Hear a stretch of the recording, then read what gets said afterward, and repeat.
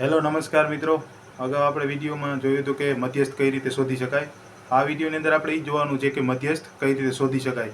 પણ આની અંદર એક વસ્તુ એવી છે કે તમે જ્યારે વર્ગ અંતરાલ આપણે જ્યારે સતત આપેલું હોય તો આપણે કઈ રીતે મધ્યસ્થ શોધતા થાય આપણે ખબર છે। પણ જ્યારે વર્ગ અંતરાલ અસતત આપેલું હોય મતલબ કે તે રૂટીન ન હોય, રૂટીન મતલબ કે જે આગળનું પદ હોય તે પાછળનું પદ ન હોઈ શકે અને જ્યારે અલગ પદ હોય ત્યારે મધ્યસ્થ આપણે કઈ રીતે શોધી શકીએ તે આપણે આ વિડીયોની મારફત જોવાનું છે કે જ્યારે વર્ગ અંતરાલ અસતત આપેલું હોય ત્યારે મધ્યસ્થ કઈ રીતે શોધવું તે આ વિડીયોની અંદર આપણે દેખાડ્યું છે કે જ્યારે વર્ગ અંતરાલ અસતત છે તો ત્યારે મધ્યસ્થ કઈ રીતે શોધી શકાય। તો તમે જુઓ વિડીયો। હેલો નમસ્કાર મિત્રો। આ વિડીયોની મારફત આપણે જોવાનું છે કે પાંદડાઓની મધ્યસ્થ લંબાઈ કઈ રીતે આપણે શોધી શકીએ।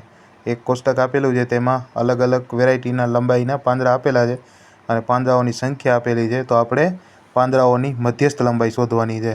તો આપણે એ કઈ રીતે શોધી શકીએ? તો સિમ્પલ આપણે જે કોષ્ટક આપેલું છે તે કોષ્ટકને અહીંયા મોટા કોષ્ટકની અંદર પહેલાં લખી લઈએ લંબાઈ એમએમમાં, બરાબર છે, અને પાંદડાઓની સંખ્યા સિમ્પલ આપણે અહીંયા બે લઈ લઈએ છીએ પહેલાં।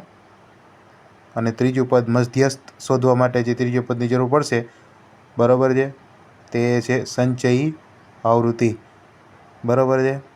તો એ સિમ્પલ આપણે અહીંયા 3 લઈ લઈએ છીએ।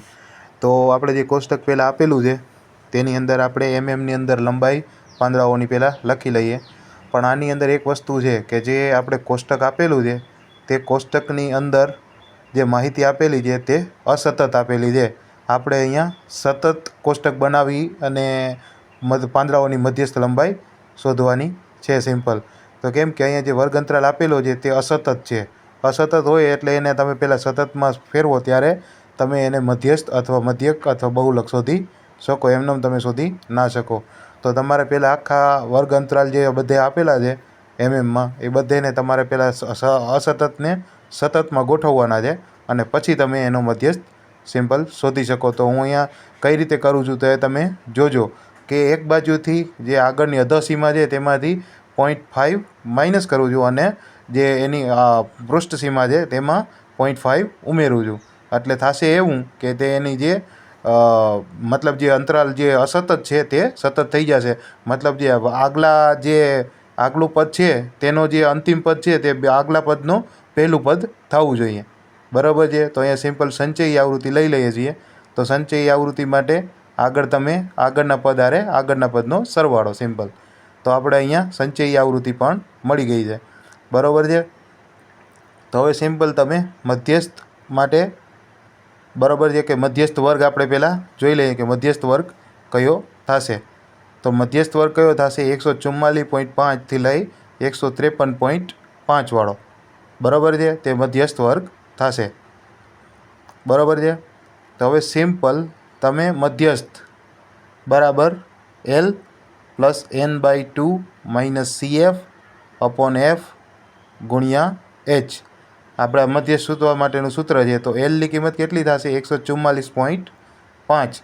CF મતલબ મધ્યસ્થ વર્ગના આગળના વર્ગની સંચયી આવૃત્તિ છે 17, અને F મતલબ મધ્યસ્થ વર્ગની આવૃત્તિ, અને એના પછી છે H મતલબ મધ્યસ્થ વર્ગની વર્ગ લંબાઈ, બરાબર છે। તો સિમ્પલ આપણે એ બધેની વેલ્યુ લઈ લીધી છે। તો હવે તમે એને સૂત્રની અંદર અપ્લાય કરો તો L બરાબર 144.5 પ્લસ n/2 મતલબ 20 માઇનસ CF મતલબ 17, F બરાબર 12 અને ગુણ્યા H બરાબર 9। તો સિમ્પલ તમે એને સોલ્વ કરો આ ઇક્વેશનને એટલે તમને મધ્યસ્થની કિંમત મળશે કે મધ્યસ્થ આ વર્ગ કોષ્ટક માટે જે પાંદડાઓની લંબાઈનો મધ્યક જે જોઈએ છે તે તમને અહીંયા ખબર પડશે કે પાંદડાઓની મધ્યસ્થ લંબાઈ કેટલી છે। તો 146.75 આ છે આપેલ પાંદડાઓની